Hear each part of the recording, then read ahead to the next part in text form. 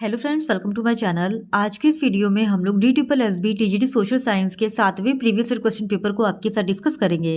इससे पहले की वीडियोस में भी हमने DSSB TGT सोशल साइंस के प्रीवियस ईयर क्वेश्चन पेपर्स को आपके साथ डिस्कस किया है। अगर अभी तक आपने उन वीडियोज़ को नहीं देखा है तो उन वीडियोज़ का लिंक आपको डिस्क्रिप्शन बॉक्स में मिल जाएगा, आप उसे जाके देख सकते हैं। तो बिना देरी किए चलिए आज का ये वीडियो स्टार्ट करते हैं। तो आज की इस वीडियो में हम लोग 1 अक्टूबर 2021 के शिफ्ट 1 फीमेल में पूछे गए क्वेश्चंस का डिस्कशन आपके साथ करेंगे। तो क्वेश्चन नंबर 1 है, निम्नलिखित में से किस सरकार ने फ्रांस में व्यापारिक हितों को प्रोत्साहित किया था? तो इस क्वेश्चन का सही जवाब है ऑप्शन ए, संवैधानिक राजतंत्र। संवैधानिक राजतंत्र सरकार ने फ्रांस में व्यापारिक हितों को प्रोत्साहित किया था। फिर क्वेश्चन नंबर 2, वल्लभ भाई पटेल का डैश सत्याग्रह 1928 में राजस्व में वृद्धि के विरुद्ध था। तो इस क्वेश्चन का सही जवाब है ऑप्शन डी, बारदोली। वल्लभ भाई पटेल का बारदोली सत्याग्रह 1928 में राजस्व में वृद्धि के विरुद्ध था। ब्रिटिश सरकार द्वारा गुजरात के बारदोली जिले में भू राजस्व में 30% की बढ़ोतरी की गई। वल्लभ भाई पटेल ने गुजरात के बारदोली तालुका में किसान आंदोलन का नेतृत्व किया, जो कि भू राजस्व को बढ़ाने के खिलाफ था।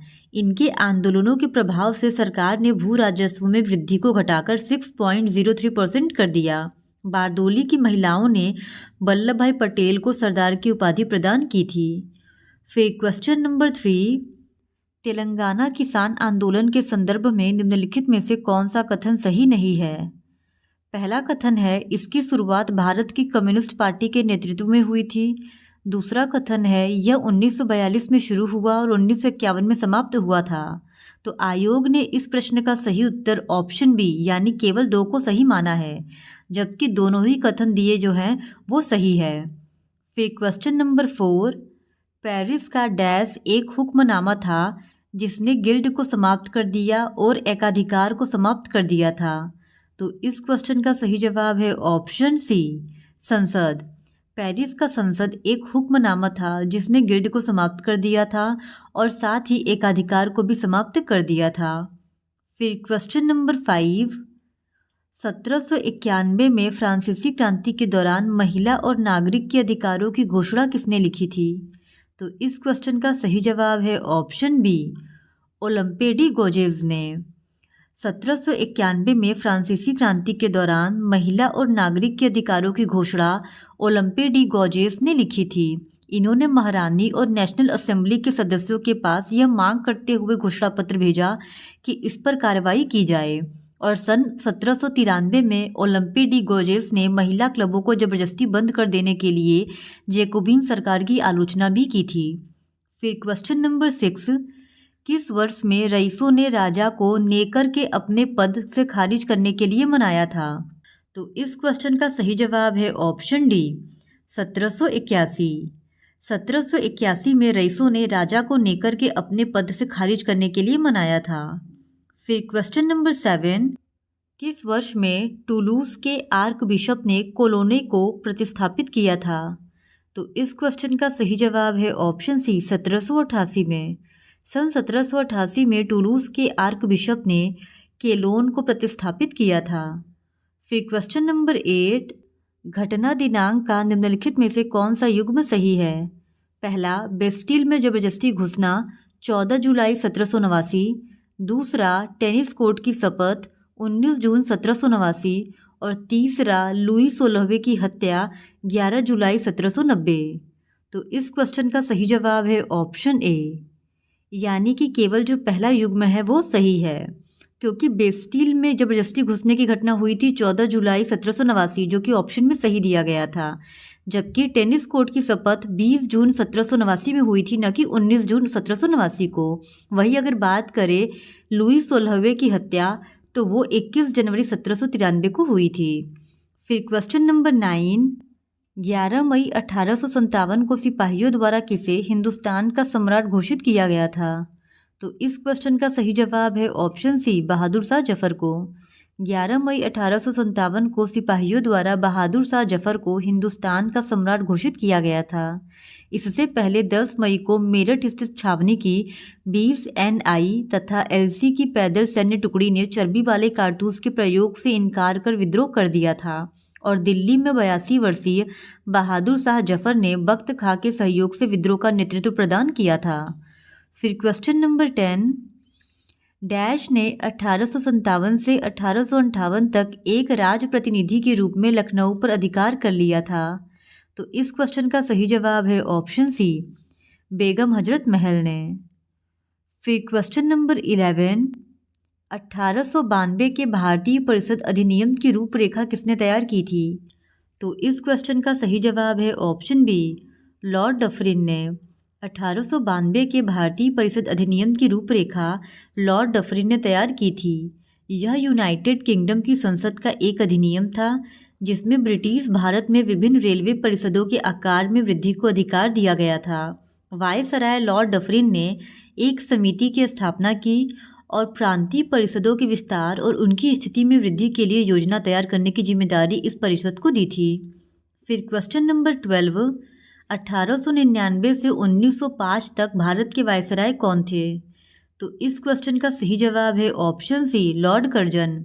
1899 से 1905 तक भारत के वायसराय लॉर्ड कर्जन थे।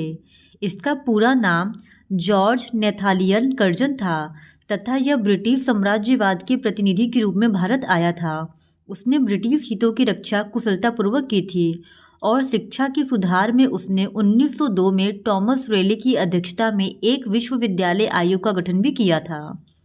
फिर क्वेश्चन नंबर 13, 1918 में महात्मा गांधी ने डैश का समर्थन करने के लिए अहमदाबाद में सत्याग्रह आंदोलन का आयोजन किया। तो इस क्वेश्चन का सही जवाब है ऑप्शन ए, मील मजदूरों का। 1918 में महात्मा गांधी ने मील मजदूरों का समर्थन करने के लिए अहमदाबाद में सत्याग्रह आंदोलन का आयोजन किया था। फिर क्वेश्चन नंबर 14, डैश स्वदेशी आंदोलन का गीत बन गया। तो इस क्वेश्चन का सही जवाब है ऑप्शन सी, वंदे मातरम। वंदे मातरम स्वदेशी आंदोलन का गीत बन गया। राष्ट्रीय स्वतंत्रता संघर्ष के दिनों में बंकिम चंद्र चट्टोपाध्याय द्वारा रचित आनंद मठ नामक के उपन्यास का वंदे मातरम नाम का यह गीत लोगों के लिए अत्यंत प्रेरणादायक रहा और कांग्रेस के अधिवेशन में पहली बार यह 1896 ईस्वी में गाया गया था। फिर क्वेश्चन नंबर 15, निम्नलिखित में से किस क्रांतिकारी को 23 मार्च 1931 को फांसी दे दी गई? पहला भगत सिंह और दूसरा सुखदेव। तो इस क्वेश्चन का सही जवाब है ऑप्शन सी, 1 और 2 दोनों। यानी लाहौर षड्यंत्र केस के आधार पर क्रांतिकारी भगत सिंह और सुखदेव, इन दोनों को ही 23 मार्च 1931 को फांसी दे दी गई थी। इनके साथ ही साथ राजगुरु को भी 23 मार्च 1931 को फांसी दी गई थी। फिर क्वेश्चन नंबर 13, किस साम्राज्य को यूरोप के पुलिसकर्मी के रूप में भी जाना जाता था? तो इस क्वेश्चन का सही जवाब है ऑप्शन ए, रूसी साम्राज्य। रूसी साम्राज्य को यूरोप के पुलिसकर्मी के रूप में भी जाना जाता था। फिर क्वेश्चन नंबर 17, रूस में अक्टूबर क्रांति को डैश के रूप में भी जाना जाता है। तो इस क्वेश्चन का सही जवाब है ऑप्शन बी, बोल्शेविक क्रांति। रूस में अक्टूबर क्रांति को बोल्शेविक क्रांति के रूप में भी जाना जाता है। 16 अक्टूबर 1917 को लेनिन ने पेट्रोग्राद सोवियत और बोल्शेविक पार्टी को सत्ता पर कब्जा करने के लिए राजी कर लिया और सत्ता पर कब्जे के लिए लियान ट्रॉट्स्की के नेतृत्व में सोवियत की ओर से एक सैनिक क्रांतिकारी समिति का गठन किया गया। 24 अक्टूबर को विद्रोह शुरू हुआ तथा यह क्रांति 7 नवंबर को संपन्न हुई थी। फिर क्वेश्चन नंबर 18, 1917 की रूसी क्रांति डैश का प्रतीक है? पहला संगठित संघर्ष और दूसरा दृष्टिकोण की स्पष्टता। तो इस क्वेश्चन का सही जवाब है ऑप्शन सी, 1 और 2 दोनों। यानी 1917 की रूसी क्रांति संगठित संघर्ष और दृष्टिकोण की स्पष्टता का प्रतीक है।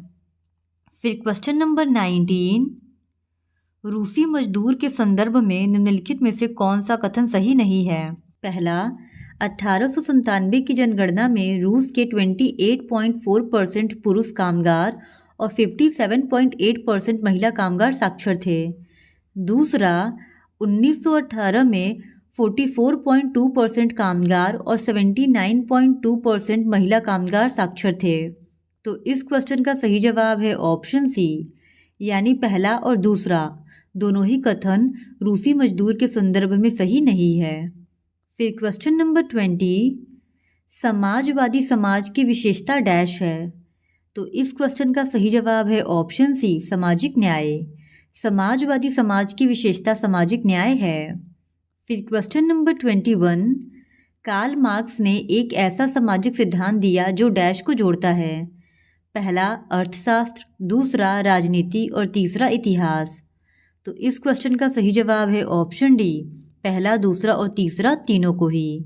कार्ल मार्क्स ने एक ऐसा सामाजिक सिद्धांत दिया जो अर्थशास्त्र, राजनीति शास्त्र और इतिहास तीनों को ही जोड़ता है। और कार्ल मार्क्स जर्मन दार्शनिक, अर्थशास्त्री और राजनीतिक सिद्धांतवादी थे। फिर क्वेश्चन नंबर 22, निम्नलिखित में से कौन सा कथन सही है। पहला कथन है, मार्क्सवादी समाजवाद का मानना है कि समाजवाद केवल हिंसक क्रांति से ही प्राप्त किया जा सकता है। दूसरा कथन है, विकासवादी समाजवाद का तात्पर्य है कि राज्य के तख्ता पलट की कोई आवश्यकता नहीं है। तो इस क्वेश्चन का सही जवाब है ऑप्शन सी, पहला और दूसरा दोनों ही कथन सही है। फिर क्वेश्चन नंबर 23, चार्ल्स फूरियर के संदर्भ में निम्नलिखित में से कौन सा कथन सही है। पहला, वह बड़े उद्योग की शक्ति में विश्वास करते थे। और दूसरा, उनकी मुख्य रुचि औद्योगिक श्रमिकों के कार्य को सुखद बनाने में थी। तो इस क्वेश्चन का सही जवाब है ऑप्शन बी, यानी केवल दूसरा जो कथन है वो सही है। फिर क्वेश्चन नंबर 24, प्रथम विश्व युद्ध डैश की संधि द्वारा समाप्त किया गया था। तो इस क्वेश्चन का सही जवाब है ऑप्शन बी, वर्साई। प्रथम विश्व युद्ध जो कि 1914 से 1918 ईस्वी तक चला था, उसे वर्साई की संधि के द्वारा समाप्त किया गया था। और वर्साई की संधि पर 28 जून 1919 को इंपीरियल जर्मनी और मित्र राष्ट्रों के बीच एक दस्तावेज पर हस्ताक्षर किए गए थे। इसके पहले पेरिस शांति सम्मेलन 18 जनवरी 1919 को हो चुका था। वर्साई की संधि के द्वारा जर्मन सेना को निहत्था कर दिया गया, जबकि अन्य ने पराजित राष्ट्र से क्षेत्र, जनसंख्या और आर्थिक संसाधन छीन लिए तथा उसे युद्ध की जिम्मेदारी स्वीकार करने और मुआवजा देने के लिए सहमत होने के लिए मजबूर किया गया। और इस वर्साई की संधि को ही द्वितीय विश्व युद्ध का कारण माना जाता है। फिर क्वेश्चन नंबर 25, किसने यूगोस्लाविया को फ्यूम के बंदरगाह को सौंपने के लिए राजी किया और 1924 में इसे हासिल कर लिया। तो इस क्वेश्चन का सही जवाब है option D, Benito Mussolini. Benito Mussolini ने यूगोस्लाविया को फ्यूम के बंदरगाह को सौंपने के लिए राजी किया और 1924 में इसे हासिल कर लिया। फिर क्वेश्चन नंबर 26, शुरुआत में प्रथम विश्व युद्ध डैश तक ही सीमित था। तो इस क्वेश्चन का सही जवाब है ऑप्शन डी, यूरोप। शुरुआत में प्रथम विश्व युद्ध यूरोप तक ही सीमित था। फिर क्वेश्चन नंबर 27, महासभा, सुरक्षा परिषद, आर्थिक और सामाजिक परिषद डैश के मुख्य अंग हैं। तो इस क्वेश्चन का सही जवाब है ऑप्शन ए, संयुक्त राष्ट्र। संयुक्त राष्ट्र की मुख्य संस्था महासभा, सुरक्षा परिषद, आर्थिक और सामाजिक परिषद, ट्रस्टशिप परिषद, अंतर्राष्ट्रीय न्यायालय एवं संयुक्त राष्ट्र सचिवालय है। और 1945 में संयुक्त राष्ट्र की स्थापना की गई थी।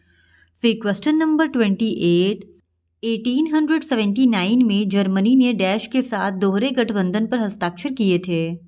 तो इस क्वेश्चन का सही जवाब है ऑप्शन डी, ऑस्ट्रिया हंगरी। 1879 में जर्मनी ने ऑस्ट्रिया और हंगरी के साथ दोहरे गठबंधन पर हस्ताक्षर किए थे और बिस्मार्क ने कहा कि यह समझौता रूसी आक्रमण को रोकेगा। उनका मानना था कि रूस दो देशों के खिलाफ युद्ध नहीं छोड़ेगा।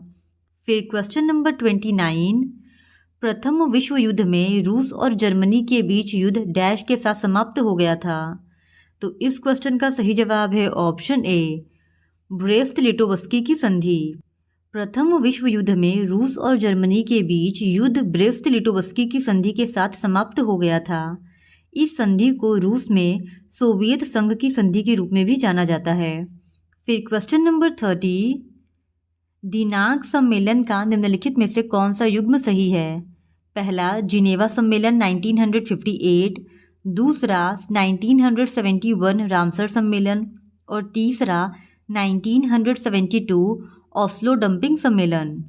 तो इस क्वेश्चन का सही जवाब है ऑप्शन डी, यानी पहला, दूसरा और तीसरा तीनों ही युग्म जो है दिनांक और सम्मेलन का वो सही है। जिनेवा सम्मेलन हुआ था 1958 में, रामसर सम्मेलन हुआ था 1971 में और ओस्लो डंपिंग सम्मेलन हुआ था 1972 में। फिर क्वेश्चन नंबर 32, 1919 में पृथ्वी की उत्पत्ति की व्याख्या करने के लिए ज्वारीय परिकल्पना किसने प्रतिपादित की? तो इस क्वेश्चन का सही जवाब है ऑप्शन बी, जेम्स जीन्स ने। सौर मंडल की उत्पत्ति से संबंधित ज्वारीय परिकल्पना का प्रतिपादन सर जेम्स जीन्स ने सन 1919 में किया था तथा जेफरी नामक विद्वान ने उक्त परिकल्पना में सन 1929 में कुछ संशोधन प्रस्तुत किए, जिससे इस परिकल्पना का महत्व और अधिक बढ़ गया। फिर क्वेश्चन नंबर 32, पृथ्वी के बैरोस्फीयर परत के मुख्य घटक क्या है? तो इस क्वेश्चन का सही जवाब है ऑप्शन ए, लोहा और निकल। पृथ्वी के बैरोस्फीयर परत का मुख्य घटक लोहा तथा निकल है। फिर क्वेश्चन नंबर 33, निम्नलिखित में से कौन स्थल मंडल की लघु प्लेट है? तो इस क्वेश्चन का सही जवाब है option D, Caribbean plate. Caribbean plate स्थल मंडल की एक लघु प्लेट है, जबकि अंटार्कटिक प्लेट, भारतीय ऑस्ट्रेलियाई प्लेट तथा यूरेशियन प्लेट प्रमुख प्लेटें हैं। प्लेट विवर्तनिक सिद्धांत के अनुसार पृथ्वी का स्थल मंडल 7 मुख्य प्लेटों व कुछ छोटी प्लेटों में विभक्त है। जो 7 मुख्य प्लेटें हैं वो है अंटार्कटिक प्लेट, दूसरा उत्तर अमेरिकी प्लेट, तीसरा दक्षिण अमेरिकी प्लेट और चौथा प्रशांत महासागरीय प्लेट, पांचवा इंडो ऑस्ट्रेलियन प्लेट, छठवां अफ्रीकी प्लेट और सातवां यूरेशियाई प्लेट। फिर क्वेश्चन नंबर 34, किस प्रकार के फोल्ड में फोल्ड के दोनों अंग समानांतर और साथ ही क्षैतिज हो जाते हैं? तो इस क्वेश्चन का सही जवाब है ऑप्शन ए, रेक्यूम्बेंट फोल्ड में। फिर क्वेश्चन नंबर 35, ज्वालामुखी शंकु उदाहरण का निम्नलिखित में से कौन सा युग्म सही है? पहला है सिंडर ज्वालामुखी शंकु, मैक्सिको का माउंट जोरुलो। दूसरा परजीवी ज्वालामुखी शंकु, संयुक्त राज्य अमेरिका का माउंट शाक्स्ता। तीसरा है समग्र ज्वालामुखी शंकु, सैन सल्वाडोर का माउंट जाल्को। तो इस क्वेश्चन का सही जवाब है ऑप्शन सी, यानी केवल पहला और दूसरा जो युग्म है वो सही है। फिर क्वेश्चन नंबर 36, निम्नलिखित में से कौन सी वायु दाब पेटी को हॉर्स अक्षांश भी कहा जाता है? तो इस क्वेश्चन का सही जवाब है ऑप्शन सी, उपोष्ण उच्च दाब पेटी। 30 डिग्री से 35 डिग्री अक्षांशों के बीच दोनों गोलार्धों में उपोष्ण उच्च वायुदाब की पेटी पाई जाती है, जिसे अश्व अक्षांश कहा जाता है। इन अक्षांशों में शांत तथा अनिश्चित पवन के कारण प्राचीन काल में घोड़े से लदे जलयानों के संचालन में कठिनाई होती थी। परिणाम स्वरूप जो व्यापारी होते थे वो जलयान को हल्का करने के लिए कुछ घोड़ों को समुद्र में ही फेंक देते थे और इसी कारण इसे अश्व अक्षांश भी कहा जाता है। फिर क्वेश्चन नंबर 37, निम्नलिखित में से कौन सी स्थानीय पवन सहारा रेगिस्तान में प्रचलित है? तो इस क्वेश्चन का सही जवाब है ऑप्शन डी, हरमटन। सहारा रेगिस्तान के पूर्वी भाग में उत्तर पूर्व तथा पूर्व दिशा से चलने वाली गर्म तथा शुष्क स्थानीय हवाओं को हरमटन के नाम से जाना जाता है। फिर क्वेश्चन नंबर 38, फुजीता स्केल का उपयोग डैश की सापेक्ष गंभीरता और क्षति का आकलन करने के लिए किया जाता है। तो इस क्वेश्चन का सही जवाब है ऑप्शन डी, टॉर्नेडो। फुजीता स्केल का उपयोग टॉर्नेडो की सापेक्ष गंभीरता और क्षति का आकलन करने के लिए किया जाता है। फिर क्वेश्चन नंबर 39, समुद्र में ज्वार भाटा उत्पत्ति मुख्य रूप से डैश से संबंधित है? पहला सूर्य के गुरुत्वाकर्षण बल, दूसरा चंद्रमा के गुरुत्वाकर्षण बल। तो इस क्वेश्चन का सही जवाब है ऑप्शन सी, 1 और 2 दोनों। यानी जो समुद्र में ज्वार भाटा की उत्पत्ति होती है वो सूर्य और चंद्रमा दोनों के गुरुत्वाकर्षण बल से संबंधित है। फिर क्वेश्चन नंबर 40, वायुमंडल की कौन सी परत 50 किलोमीटर से 80 किलोमीटर के बीच फैली हुई है? तो इस क्वेश्चन का सही जवाब है ऑप्शन ए, मध्यमंडल। वायुमंडल का मध्यमंडल जो है वो 50 किलोमीटर से 80 किलोमीटर के बीच फैला हुआ है। फिर क्वेश्चन नंबर 41, निम्नलिखित में से कौन सा जैव विविधता हॉटस्पॉट भारत में नहीं पाया जाता है? तो इस क्वेश्चन का सही जवाब है ऑप्शन सी, दक्कन का पठार। भारत में दक्कन के पठार को जैव विविधता हॉटस्पॉट के क्षेत्रों के अंतर्गत शामिल नहीं किया जाता है। फिर क्वेश्चन नंबर 42, कंटूरिंग स्थलाकृतिक मानचित्रों पर राहत का प्रतिनिधित्व करने की एक विधि है। निम्नलिखित कथनों में से कौन सा कथन कंटूरिंग के संदर्भ में सही है? पहला कथन है कंटूर इशारीम है जो समान ऊंचाई वाले बिंदुओं को जोड़ते हैं। दूसरा, यह रेखा प्रतीक की एक तकनीक है। तीसरा, कंटूर रेखाओं के बीच की क्षैतिज दूरी को कंटूर अंतराल के रूप में जाना जाता है। तो इस क्वेश्चन का सही जवाब है ऑप्शन ए, यानी केवल पहला और दूसरा जो कथन है वो कंटूरिंग के संदर्भ में सही है, जबकि तीसरा कथन गलत है। फिर क्वेश्चन नंबर 43, वायुमंडल में जल व वाष्प के वितरण के संदर्भ में निम्नलिखित में से कौन सा कथन सही है? पहला, वायुमंडल में जल व वाष्प की मात्रा भूमध्य रेखा के पास सबसे निम्न होती है।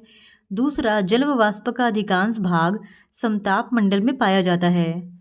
तो इस क्वेश्चन का सही जवाब है ऑप्शन डी, यानी ना तो पहला और ना ही दूसरा, कोई भी कथन इन दोनों में से सही नहीं है। फिर क्वेश्चन नंबर 44, पश्चिमी घाट की सबसे ऊंची चोटी डैश है। तो इस क्वेश्चन का सही जवाब है ऑप्शन सी, अनाईमुड़ी। पश्चिमी घाट की सबसे ऊंची चोटी अनाईमुड़ी है, जिसकी ऊंचाई 2695 मीटर है और पश्चिमी घाट का विस्तार पश्चिमी सागर तट के समानांतर लगभग 1600 किलोमीटर की लंबाई में उत्तर में ताप्ती नदी के मुहाने से दक्षिण में कुमारी अंतरीप तक पाया जाता है। फिर क्वेश्चन नंबर 45, निम्नलिखित में से कौन सी लकड़ी भारत के उष्णकटिबंधीय सदाबहार वनों में पाई जाती है? तो इस क्वेश्चन का सही जवाब है ऑप्शन ए, रोजवुड। रोजवुड लकड़ी भारत के उष्णकटिबंधीय सदाबहार वनों में पाई जाती है। उष्णकटिबंधीय सदाबहार वन पश्चिमी घाट की पश्चिमी ढाल पर पूर्वोत्तर की पहाड़ियों और अंडमान तथा निकोबार द्वीप समूह में पाए जाते हैं और इन वनों में पाई जाने वाली मुख्य वृक्ष प्रजातियां रोजवुड, महोगनी, एनी तथा एबोनी हैं। तो आज के इस वीडियो में इतना ही। बाकी के बचे क्वेश्चंस हम लोग इस वीडियो के नेक्स्ट पार्ट में आपके साथ डिस्कस करेंगे। और अगर आप DSSB, TGT, SST के और भी प्रीवियस ईयर क्वेश्चन पेपर्स को देखना चाहते हैं तो please do subscribe to my channel and like this video. Thank you very much.